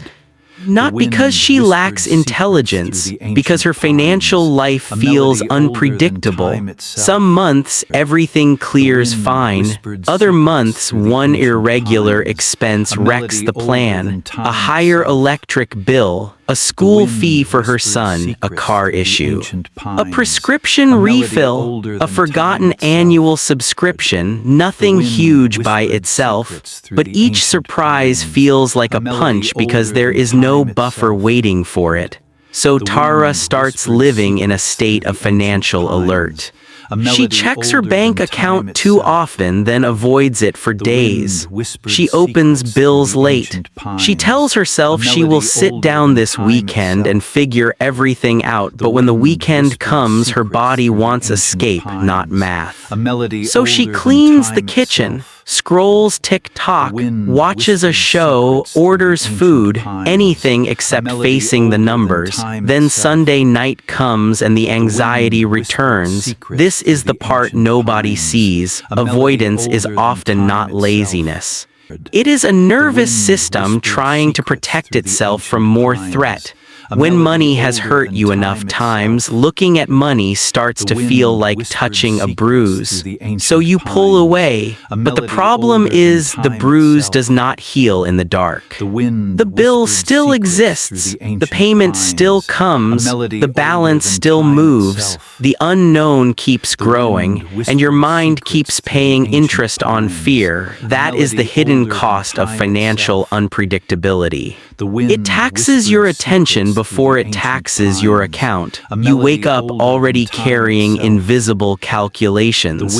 Can I afford gas? Did that payment clear? What if rent hits before the deposit? What if something else breaks? What if I'm further behind than I think? Those questions take up space you could use for focus, for creativity, for patience with your kids, for being present with your partner, for building a skill, for sleeping deeply, for thinking about the future without feeling like the future is mocking you. But this is where most people fail. They try to solve nervous system problems with motivational speeches. They tell themselves, I just need to be more disciplined. I need to stop stressing. I need to get it together. But your nervous system does not calm down because you insult it. It calms down when life becomes more predictable. Predictability is medicine, not exciting medicine, not flashy medicine, but powerful. When your bills are mapped, your body relaxes a little. When your paycheck has assignments, your body relaxes a little. When irregular expenses have a small buffer, your body relaxes a little. When savings move automatically, your body relaxes a little. When you know what money is for spending and what money is already protected, your body relaxes a little. Financial calm is not created in one dramatic moment. It is built through repeated signals of safety. Your system tells your brain again and again, we saw this coming, we have a plan, this is not chaos, we are not helpless. And over time, your body starts believing it. That is when money gets quieter. Not because you suddenly became rich, because your financial life stopped surprising your nervous system every week. Tara did not begin by fixing everything. She began by identifying her biggest trigger. For her, it was irregular expenses. The normal bills were stressful, but at least she knew they were coming. The real panic came from the expenses that felt like ambushes: car registration, doctor visits, school supplies, birthday gifts. annual renewals, so she made one small account called Life Happens, not Emergency Fund. That name felt too serious, just Life Happens. Every payday, $25 moved into it automatically. At first, the amount felt almost silly. $25 was not going to save her from disaster. But that was not the first goal. The first goal was to teach her body a new message. Not every surprise has to become a crisis. 2 months later, her son needed something for school that cost $40. Normally, that would have created irritation, guilt, and a little panic. This time, she used the Life Happens account. No credit card, no mental spiral, no resentment toward a child for needing normal child things, just handled. That moment mattered. This is the part nobody sees. A small buffer does more than hold money. It holds emotion. It absorbs the emotional shock that used to hit your body directly. That is why a financial system is also an emotional regulation system. Every account with a purpose reduces confusion. Every rule made in advance reduces panic. Every automatic transfer reduces the need to make a good decision while stressed. Every planned review reduces the fear of looking. You are not just managing dollars, you are building a calmer internal world, and calm changes behavior. A calm person can compare options. A calm person can say no. A calm person can wait 24 hours before buying. A calm person can open the bill. A calm person can negotiate. A calm person can build. A panicked person grabs relief. That relief may be expensive. That relief may become debt. That relief may solve the feeling for 10 minutes and deepen the problem for 10 months.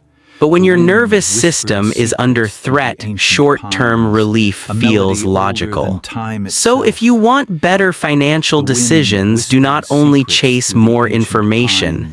Create more calm. Start with the most unpredictable part of your financial life. Name it, not vaguely, specifically. Is it food spending after work? Is it medical costs? Is it car repairs? Is it rent week? Is it credit card minimums? Is it family requests? Is it the last 10 days before payday? Find the place where your body braces. That is where your system needs to begin.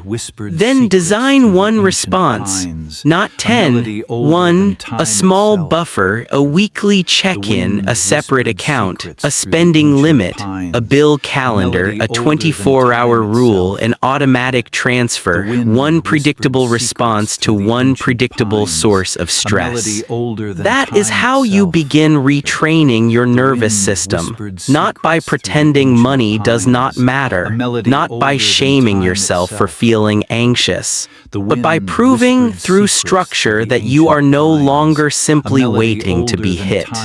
If this chapter is making you realize that your money stress has been living in your body, not just your budget, subscribe and stay with this series. The next chapters are going to keep building the system piece by piece, so your financial life starts feeling less like survival and more like command. Because that is the real goal, not just more dollars, more command, more breathing room, more ability to think before reacting, more nights where your bank account does not decide whether you sleep, more mornings where you wake up with a plan instead of a threat response.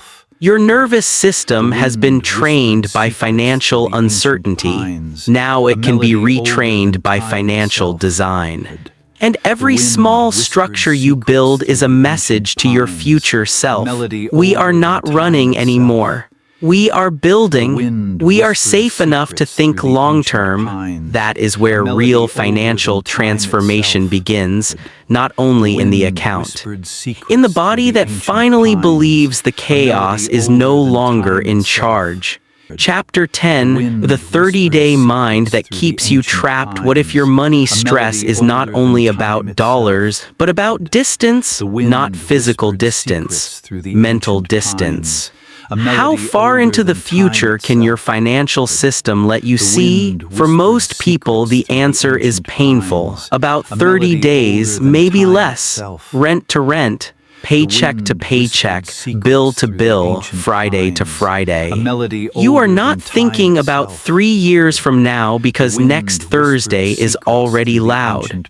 You are not calmly planning investments because the electric bill is sitting in your inbox like a threat. You are not building a future because your present keeps demanding emergency meetings. That is what financial chaos does. It shrinks time. It pulls your mind out of the future and traps it inside the next payment. And when your time horizon gets small, your decisions get small too. Not because you lack vision, because your system has trained your brain to survive in short loops. Think about a man named Eric in Michigan. Eric works in auto parts sales. He is smart, funny, and the kind of person who can solve everyone else's problems faster than his own. But financially, Eric lives inside a 30-day tunnel. At the beginning of the month, he feels hopeful. By the middle of the month, he feels cautious. By the last week, he feels hunted. Every decision becomes short-term. Can I make it to payday? Can I push this bill? Can I use the card and fix it later? Can I just get through this week? That phrase, just get through this week, sounds harmless. But repeated for years, it becomes a life philosophy. And that philosophy is expensive. Because when your brain is focused only on getting through the week, it cannot build systems that need months to mature. It cannot wait for compounding. It cannot protect small gains. It cannot say no to short-term relief. It cannot believe in slow progress because slow progress does not feel useful when your nervous system is screaming now. This is the part nobody sees. A short financial horizon makes bad decisions feel reasonable. Using debt for a non-emergency can feel reasonable when payday is the only future you can imagine. Ignoring a bill can feel reasonable when opening it would spike your anxiety today. Spending money for comfort can feel reasonable when the week has already drained you and tomorrow feels like another battle. Quitting a system can feel reasonable when the results are not visible after 2 weeks. Inside a 30-day mind, relief often beats repair. That is the trap. Your future loses again and again, not because you do not care about it, but because it feels too far away to defend itself. So Chapter 10 is about stretching your financial vision, not with fantasy, not with fake abundance talk, with structure. Because the moment you can see beyond the next bill, your behavior begins to change. A person living inside a 7-day panic makes one kind of decision. A person planning across 3 years makes a completely different kind. The expense that felt urgent starts looking optional. The raise that felt like permission starts looking like leverage. The small savings transfer that felt pointless starts looking like a brick in a wall.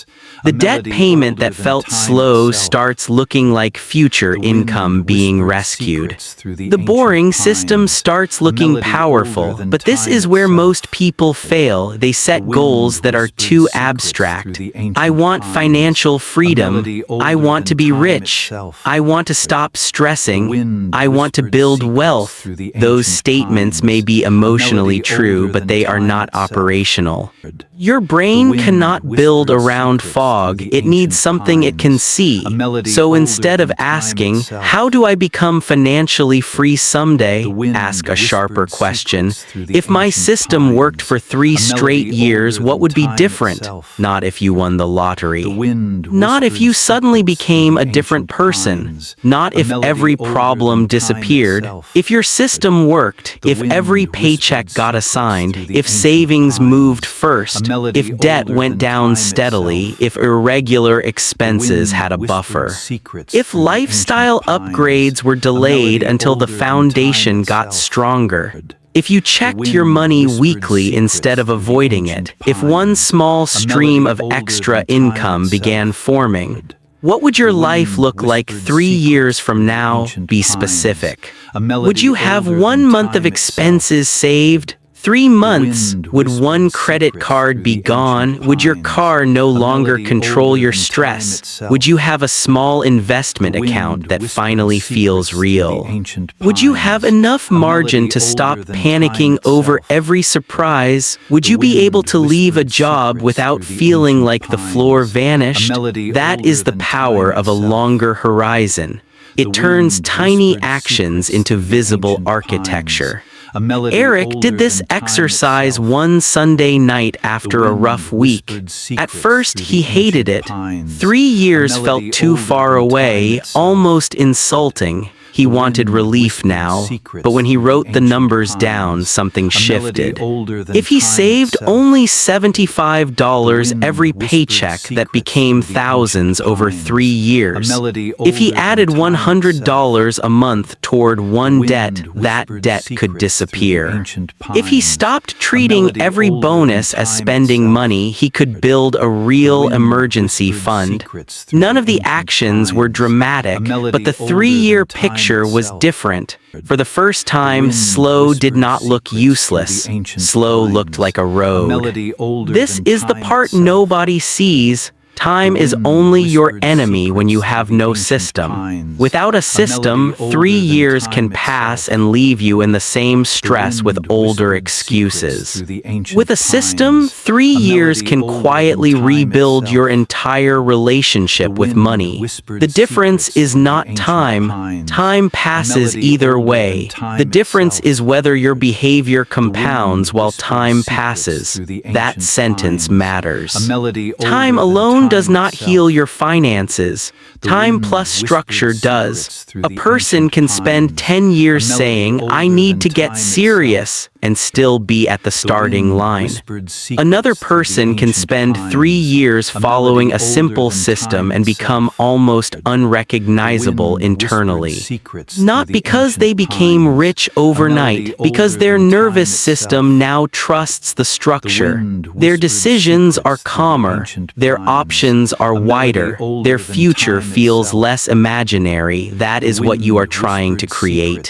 A future that feels real enough to influence today. So here is the practice. Pick 3 time horizons: 30 days, 1 year, 3 years. The 30-day horizon is for survival and clarity. What bills are due? What money is coming in? What must be protected before spending begins? The 1-year horizon is for stability. What debt should be lower? What buffer should exist? What habit should become automatic? What recurring expense needs to be removed? The 3-year horizon is for transformation. What would change if you stopped restarting? What would your life feel like if your system ran quietly for 36 months? What choice would you finally have? That last question is the emotional key, because money goals are not really about money. They are about the choices money makes possible.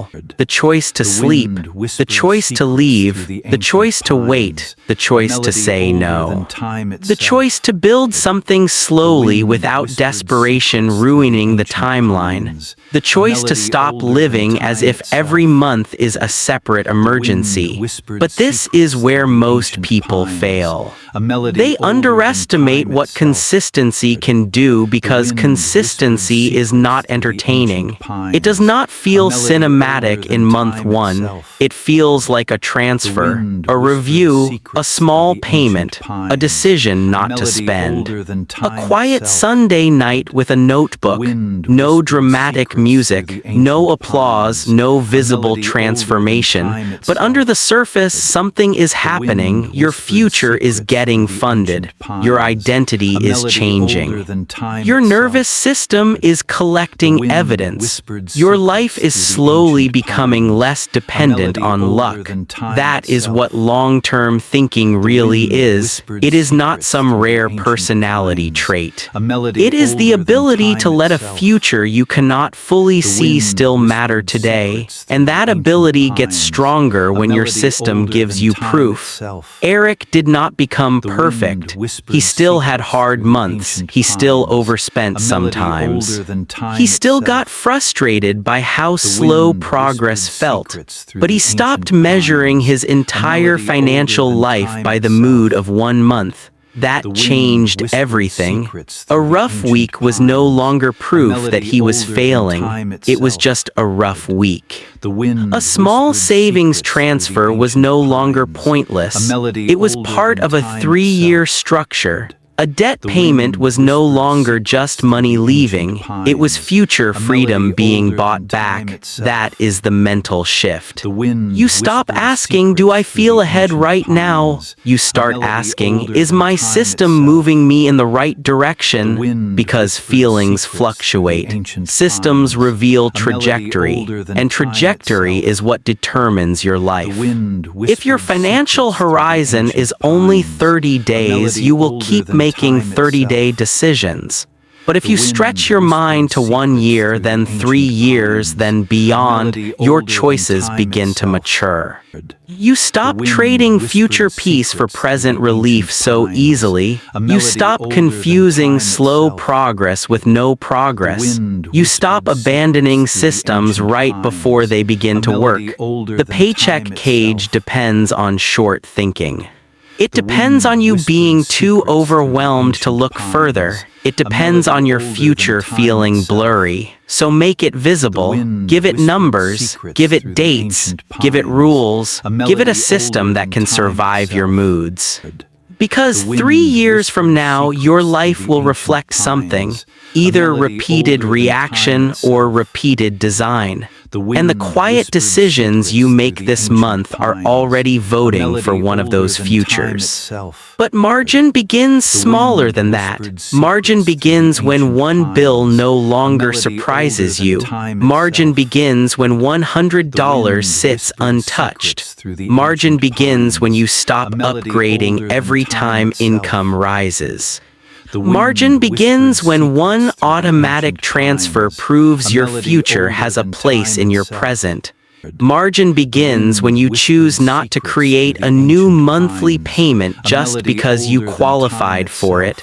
Small margin is still margin. And small margin changes decisions. Maybe it does not let you quit your job tomorrow, but it lets you stop panicking over one unexpected expense. Then it lets you negotiate with a little less fear. Then it lets you say no to one extra shift. Then it lets you wait for a better opportunity instead of grabbing the first one that appears. Then it lets you make choices from preference instead of desperation. That is how freedom actually expands, not usually in one dramatic escape, but in a series of pauses you could not afford before. This is the part nobody sees. Financial freedom is not first measured by what you can buy. It is measured by what you no longer have to tolerate. You no longer have to tolerate every emergency becoming a crisis. You no longer have to tolerate every bill deciding your mood. You no longer have to tolerate saying yes from fear. You no longer have to tolerate being controlled by one paycheck, one boss, one slow month, one surprise expense. That is deeper than luxury. Luxury impresses the room. Margin protects the person inside the room, and protection matters because life life will test your system, it will test it with a car repair, a rent increase, a medical bill, a family request, a slow season at work, a relationship ending, a move. A mistake? A month where everything seems to happen at once because apparently life enjoys bad scheduling. Without margin, every test feels personal. With margin, problems are still problems, but they stop becoming identity attacks. You stop saying, "My life is falling apart." You start saying, "This is what the system is for." That sentence is emotional maturity in financial form. Rachel started building margin with one rule. No new fixed payments for 1 year, no new subscriptions, no upgraded car, no furniture financing. No, it's only $29 a month decisions. She realized her life was not being crushed by one giant expense. It was being crowded by commitments. Tiny obligations had formed a fence around her choices, so she stopped adding bars to the fence. Then she created a small account called Options. Every payday, money moved into it. At first, $40, then $75, then more when she canceled things she barely used.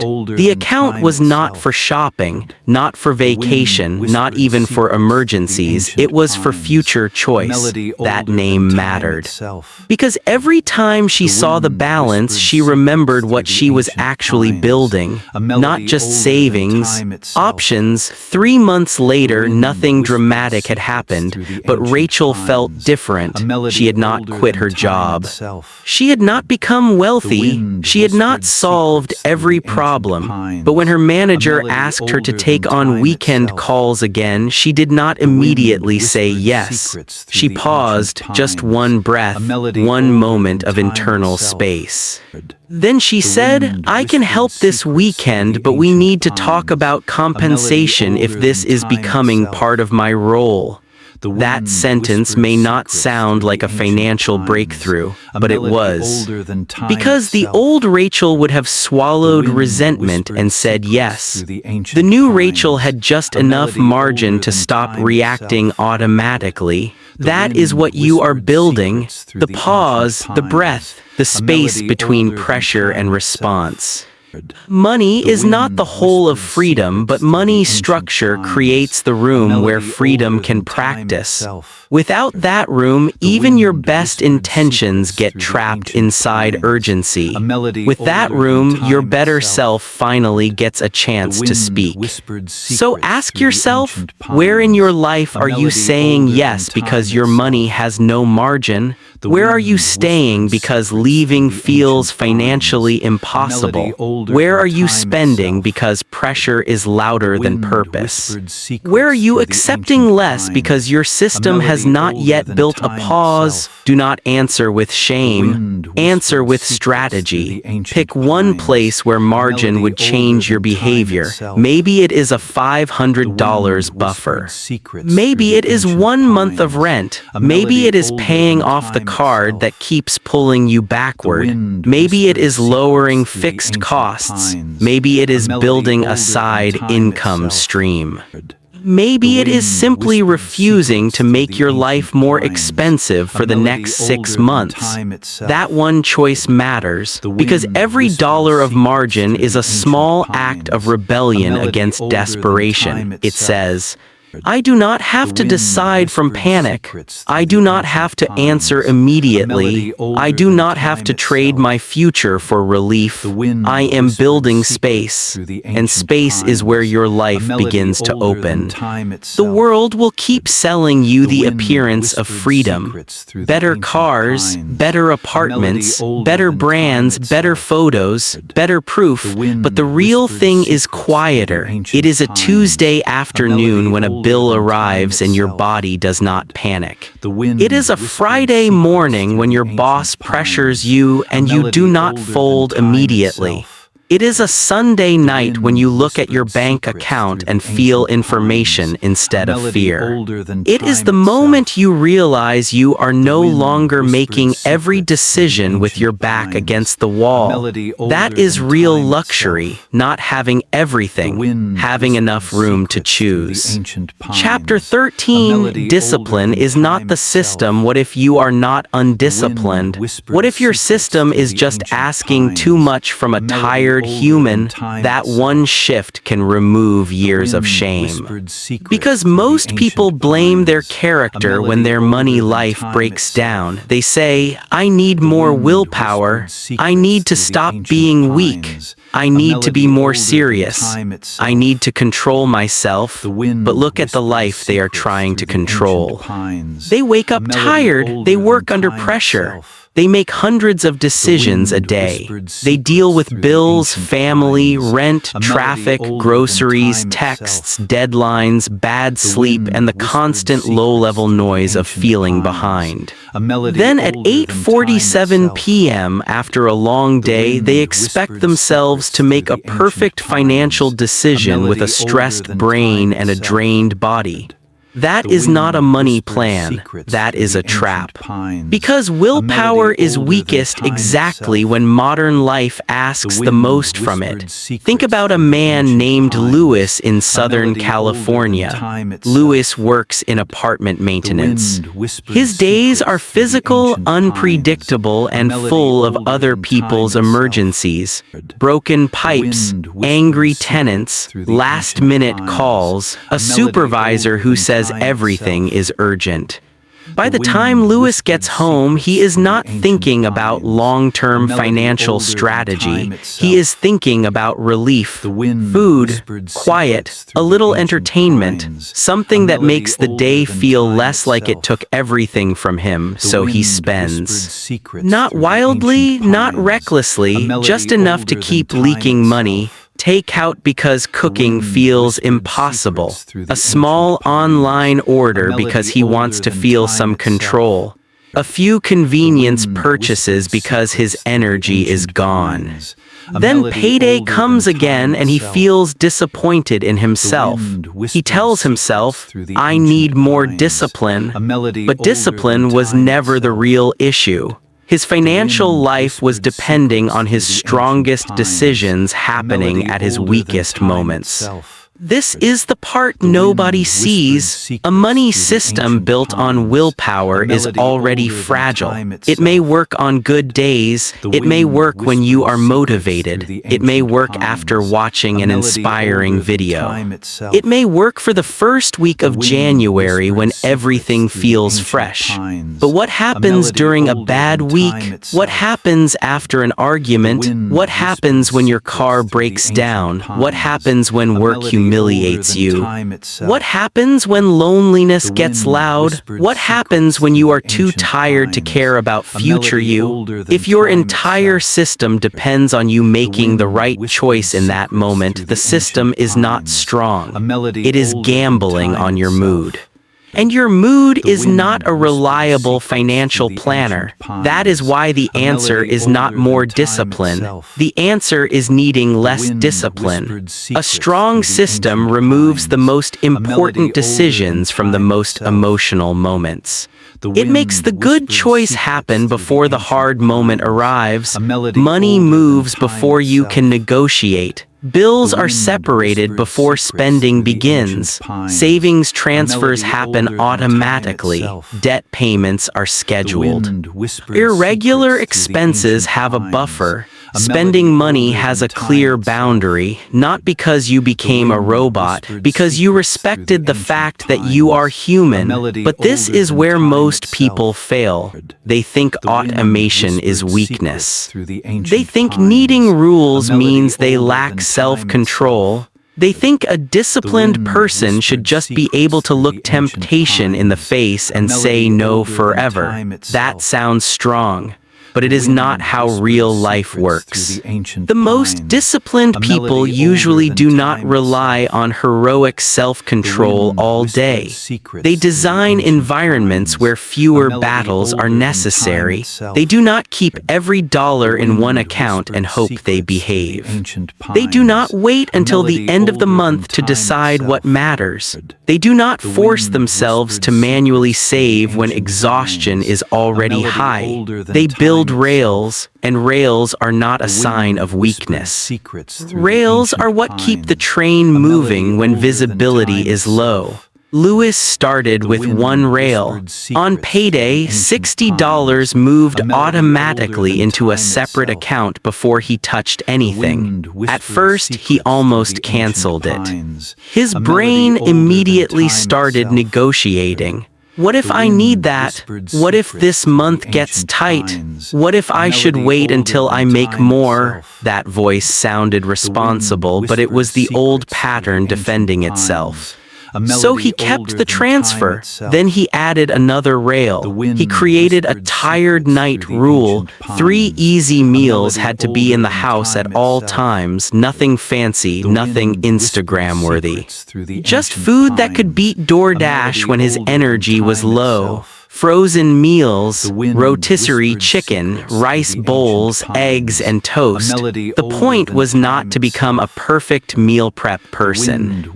The point was to stop pretending tired Lewis would magically cook from scratch after a brutal day. That is system thinking. You do not design for the version of you who feels amazing. You design for the version of you who is exhausted, emotional, tempted, and still worthy of protection. This is the part nobody sees. A good system is an act of compassion for your future weakness, not an insult to your strength. You are not saying, "I can't be trusted." You are saying, "I know life gets heavy, so I'm building support before it does." That is maturity. That is self-respect. That is financial intelligence. And it works because it changes the battlefield. Instead of fighting 10 spending impulses a week, Lewis only had to protect the system. The transfer already happened. The bill money was already separate. The food was already there. The spending account showed what was actually available. His future was no longer asking tired Lewis to become a financial superhero every night. It was asking him to follow a path already built. That is the real meaning of discipline. Not forcing yourself endlessly. Designing your life so the right behavior becomes easier to repeat. If this chapter is freeing you from the shame of thinking you are the problem, subscribe and keep going with this series. The next part will go deeper into identity, because once your system starts working, you also have to become the kind of person who protects it. Because there is a hidden identity inside every financial system. When you automate savings, you are not only moving money, you are proving, "I protect my future first." When you separate bill money, you are proving, "I do not let chaos touch what matters." When you build a buffer, you are proving, "I prepare for real life." When you stop relying on leftover money, you are proving, "My goals are not afterthoughts." Every repeated action becomes evidence. And evidence becomes identity. Lewis did not wake up one day feeling like a disciplined person. He became one slowly, not through punishment, through proof. After 3 months, he had a small savings balance, nothing huge. But it was still there. That mattered, because for years money had come in and disappeared. Now some of it stayed. And when money stays, something inside you changes. You begin to trust yourself, not in a loud way, in a quiet way. The kind of trust that says, "Maybe I can build." That trust is more valuable than motivation. Motivation comes and goes, trust compounds. So stop asking, "How do I become more disciplined?" Ask better questions. What decision can I make once so I do not have to remake it every week? What money should move automatically? What temptation can I make less convenient? What account needs a clear purpose? What part of my financial life currently depends on me being perfect? Then remove perfection from the job description. Because you will have tired days, you will have emotional days, you will have careless days, you will have days where future you feels like a stranger. That does not mean the system failed. It means the system needs to be built for real weather. Not sunshine. Your money life should not collapse just because you had a human week. That is the standard.